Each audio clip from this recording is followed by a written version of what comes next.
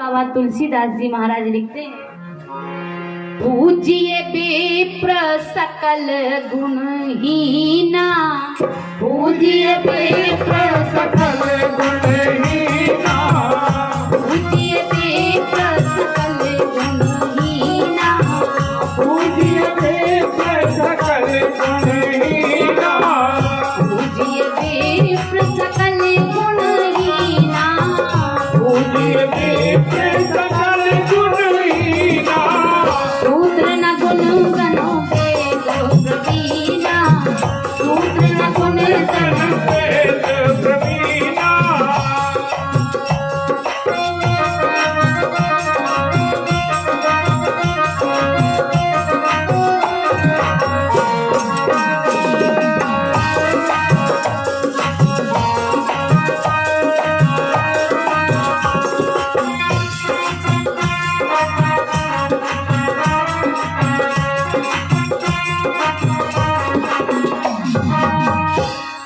कहा वह ब्राह्मण है इसलिए मारो मत, और बालकों का हत्यारा है इसलिए छोड़ो मत।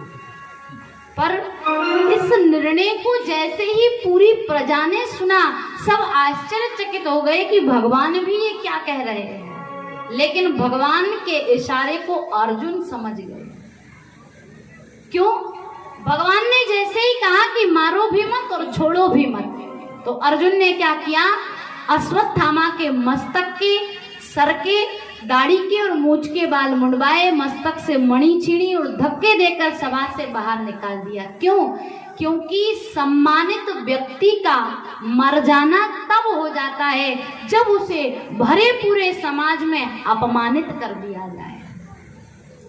भरे पूरे समाज में अगर किसी सम्मानित व्यक्ति से अपशब्द कह दिए जाए या उसका अपमान कर दिया जाए, उसका निरादर कर दिया जाए, तो वह मरने बराबर हो जाता है। क्यों? क्योंकि अगर उसको किसी शस्त्र से मारेंगे तो एक बार मरेगा, लेकिन अगर किसी को सभा में निरादर कर दिया जाए, उसका अपमान हो जाए, तो वह बार बार जो भी सामने आता है तब उसे निंदा लगती है, बार बार उसे नीचे देखना पड़ता है। इसलिए यही कार्य किया गया कि भगवान ने निर्णय दिया है कि मारो भी मत, छोड़ो भी मत।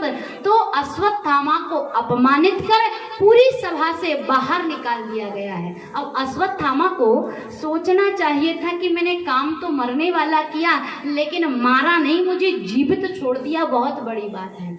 लेकिन जब जीव के मन में, जब व्यक्ति के मन में ईर्ष्या का बीज उत्पन्न होता है, तो व्यक्ति कितने से कितना नीचा, कितने से कितना गलत और कितने से कितना कुत्सित कार्य करने के लिए तैयार हो जाता है। आज अश्वत्थामा ने ये विचार नहीं किया कि मुझे जीवित छोड़ दिया, बहुत बड़ी बात है। अश्वत्थामा सोचने लगा मैं पांडव वंश को समाप्त ही कर दूंगा, पांडव वंश में कोई रहने ही नहीं दूंगा।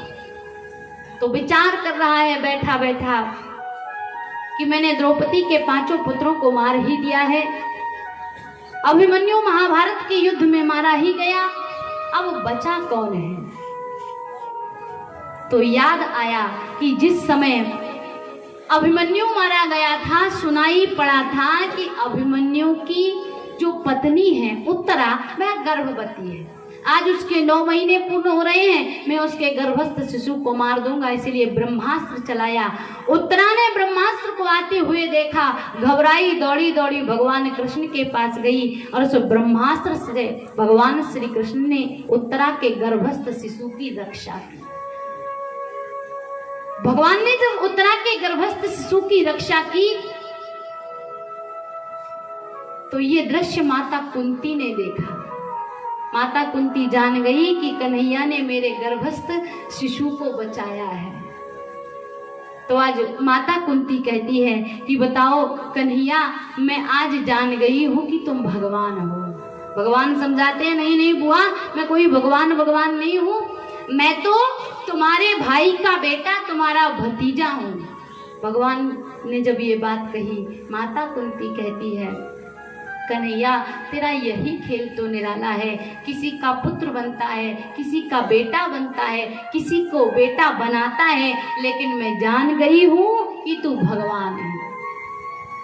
भगवान ने बहुत समझाने का प्रयास किया, जब माता कुंती नहीं मानी तो आज भगवान कहते हैं कि एक काम करो, मैं अगर भगवान हूं तो सब मुझसे वरदान मांगो। सब वरदान मांग रहे हैं। धर्मराज युधिष्ठिर ने वरदान मांगा कि मैं सत्य के मार्ग से कभी अडिग ना हो, क्योंकि सत्य के मार्ग पर ही मैं चलता आया हूं, और वरदान देना है तो यही वरदान दो कि इस सत्य के मार्ग से मैं कभी पथ भ्रष्ट ना हो। क्यों? क्योंकि धर्म न दूसरे सत्य समाना, सत्य से बड़ा कोई धर्म नहीं है, इसलिए मैं धर्म के मार्ग पर चलता रहूं, सत्य के मार्ग पर चलता रहूं। भीमसेन से कहा गया आप वरदान मांगो। भीमसेन कहते हैं कन्हैया वैसे तो संसार में मेरी बड़ी बदनामी है। भगवान कहते हैं कैसी बदनामी?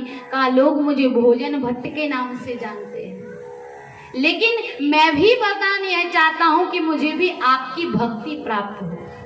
अर्जुन से कहा आप वरदान मांगो।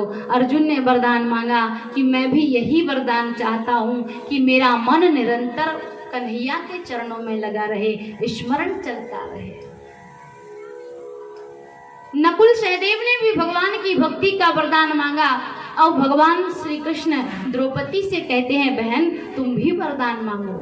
द्रौपदी कहती है कि कन्हैया मैंने आपको सखा माना है, मैं आपकी सखी हूँ, ये सखा और सखी का भाव बनाए रखना। सुभद्रा से कहा बहन तुम भी वरदान मांग लो। सुभद्रा कहती है कन्हैया हमारा मन जो है वह एक पंछी के समान है, और आपके चरण जो है वह एक पिंजरे के समान है, तो अगर आप मुझे वरदान देना चाहते हैं